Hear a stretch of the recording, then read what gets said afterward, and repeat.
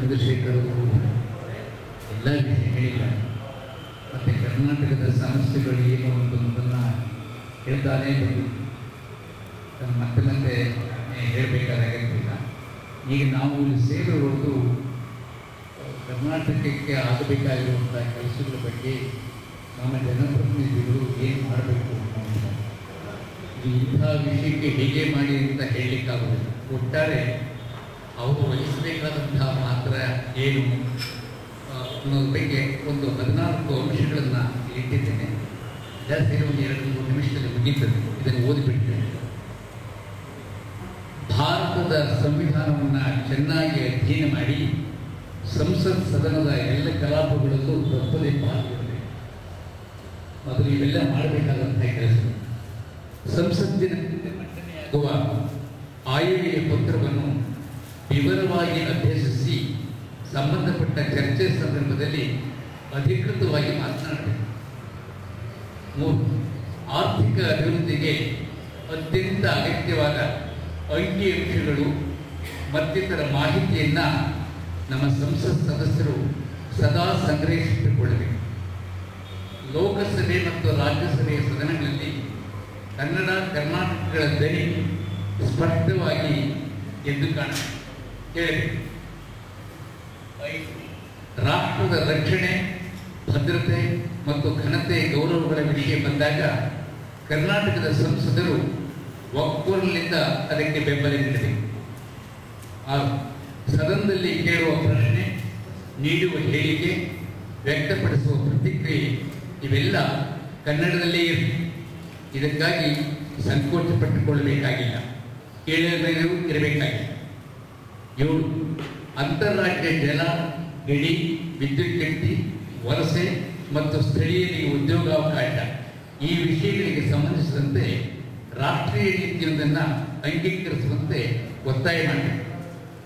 ರಾಜ್ಯದ ನೆಲ, ಜಲ, ಭಾಷೆ ಇತ್ಯಾದಿಗಳ ಹಿತರಕ್ಷಣೆಗೆ ಸಂಬಂಧಿಸಿದ ಸಂದರ್ಭ ಬಂದಾಗ ಪಕ್ಷ ಭೇದವನ್ನು ಮರೆತು ಏಕದನಿಯಾಗಿ ಕಾರ್ಯನಿರ್ವಹಿಸಬೇಕು.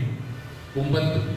ರೈಲು ಮಾರ್ಗ, ರಸ್ತೆ ಅಭಿವೃದ್ಧಿ, ನೀರಾವರಿ, ವಿದ್ಯುತ್ ಶಕ್ತಿ ಮೊದಲಾದ ಅಭಿವೃದ್ಧಿ ಕಾಮಗಾರಿಗಳಿಗೆ ವಿವಿಧ ರಾಜ್ಯಗಳಿಗೆ ಮೀಸಲಾಗಿ ಇಟ್ಟಿರುವ ಹಣದೊಂದಿಗೆ ಕರ್ನಾಟಕಕ್ಕೆ ಒದಗಿಸಿರುವ ನೆರವನ್ನು ಹೋಲಿಸಿ ಅದರಲ್ಲಿ ಕೊರತೆ ಬಂದರೆ ಒಗ್ಗಟ್ಟಿನಿಂದ ಹೋರಾಡಿ ನ್ಯಾಯವಾದ ಪಾಲನ್ನು ಪಡೆಯಬೇಕು.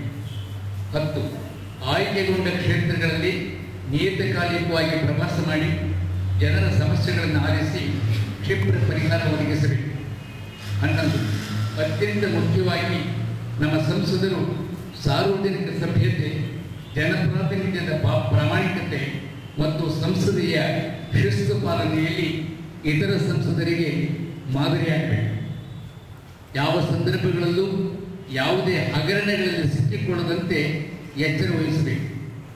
ಒಂದು ಹಳ್ಳಿಗೆ ಬೇಕಾದ ಒಂದು ಸಣ್ಣ ಗ್ರಂಥ ಭಂಡಾರದಿಂದ ಹಿಡಿದು ರಾಷ್ಟ್ರೀಯ ಸಂಸ್ಥೆಗಳ ಹಂತದವರೆಗೆ ರಾಜ್ಯಕ್ಕೆ ಸಲ್ಲಬೇಕಾದ್ದೆಲ್ಲವನ್ನು ಪಡೆಯಬೇಕು. 14. ಸಂಸತ್ ಕ್ಷೇತ್ರದ ಶಾಸಕರು ಮತ್ತು ಪಂಚಾಯತ್ ರಾಜ್ ಸಂಸ್ಥೆಗಳ ಜನಪ್ರತಿನಿಧಿಗಳೊಂದಿಗೆ ನಿಕಟವಾದ ಮತ್ತು ಹಾರ್ದಿಕವಾದ ಸಂಬಂಧ ಇಟ್ಟುಕೊಳ್ಬೇಕು. ಒಬ್ಬ ಜನಪ್ರತಿನಿಧಿ ಸಂಸತ್ ಸದಸ್ಯ ಈ ಸೂತ್ರಗಳನ್ನು ಪ್ರಾಮಾಣಿಕವಾಗಿ ಪಾಲಿಸಿಬಿಟ್ರೆ ಉಳಿದನ್ನೆಲ್ಲ ಸಾಧನೆ ಮಾಡಲಿಕ್ಕೆ ಖಂಡಿತ ಅವಕಾಶ ಆಗ್ತದೆ ಅಂತ ನಾನು ತಿಳ್ಕೊಂಡಿದ್ದೇನೆ. ಆ ದೃಷ್ಟಿಯಿಂದ ಈ ಸಲ ಆಯ್ಕೆ ಆಗಿರ್ತಕ್ಕಂಥ ಎಲ್ಲ ಸಂಸತ್ ಸದಸ್ಯರು ಬದ್ಧರಾಗಿ ಈಗಾಗಲೇ ಚಂದ್ರಶೇಖರ್ ಪ್ರಸ್ತಾಪ ಮಾಡಿದ ಹಾಗೆ ಎಷ್ಟು ಕಡತಗಳು ಕೇಂದ್ರ ಸರ್ಕಾರದಲ್ಲಿ ಎಷ್ಟು ವರ್ಷಗಳಿಂದ ಉಳಿದಿದ್ದಾವೆ ಅದನ್ನು ಮೊದಲು ಎಲ್ಲರೂ ನೋಡಿ ಒಂದೊಂದನ್ನೇ ಅದನ್ನು ಇತ್ಯರ್ಥಗೊಳಿಸಲಿಕ್ಕೆ ಪ್ರಯತ್ನ, ಒಂದು ಕಾಲದ ಗಡುವು ಹಾಕಿಕೊಂಡು ಮಾಡಲಿಕ್ಕೆ ಸಾಧ್ಯತೆ. ಬಹುಶಃ ಅವರೆಲ್ಲ ಮನಸ್ಸು ಮಾಡಿ ಒಟ್ಟುಗೂಡಿ ಕೆಲಸ ಮಾಡಿದರೆ ಇನ್ನೊಂದು 3-4 ತಿಂಗಳಲ್ಲಿ ಸುಮಾರು ಅದರಲ್ಲಿ 50% ಭಾಗ ಇತ್ಯರ್ಥ ಆಗುವಂತಹ, ಸುಲಭವಾಗಿ ಇತ್ಯರ್ಥ ಆಗುವಂತಹ ಕಡತಗಳು ಕೂಡ ಕೇಂದ್ರ ಸರ್ಕಾರದಿಂದ ಅವೆಲ್ಲವೂ ವಿವರವಾಗಿ ನಾವು ಯೋಚನೆ ಮಾಡಬೇಕಾಗಿದೆ. ಏನೇ ಇರಲಿ, ನಮ್ಮ ಹೊಸದಾಗಿ ಬಂದಿರತಕ್ಕಂತಹ ನಮ್ಮ ಲೋಕಸಭಾ ಸದಸ್ಯರ ಬಗ್ಗೆ ನಮಗೆ ವಿಶ್ವಾಸ ಇದೆ.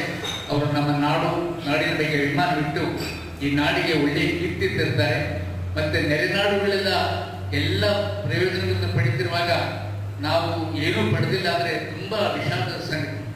ದಯವಿಟ್ಟು ನಮ್ಮ ಎಲ್ಲ ನಮ್ಮ ಲೋಕಸಭಾ ಸದಸ್ಯರಲ್ಲಿ ನಾವು ಈ ಸಭೆಯ ಮೂಲಕ ಪ್ರಾರ್ಥನೆ ಮಾಡಿಕೊಳ್ಳೋದಿಷ್ಟೇ, ನೀವೆಲ್ಲರೂ ಕೂಡ ಬದ್ಧರಾಗಿ ನಿಜವಾದಂತಹ ಸಂಕಲ್ಪ ಮಾಡಿ ಪ್ರಾಮಾಣಿಕವಾಗಿ ದುಡಿದ್ರೆ ಈ ನಾಡಿಗೆ ಒಳ್ಳೇದು ಮಾಡಲಿಕ್ಕೆ ಸಾಧ್ಯವಾಗ್ತದೆ ಅಂತ ಹೇಳಿ ನಾನು ಆಶಿಸ್ತೇನೆ.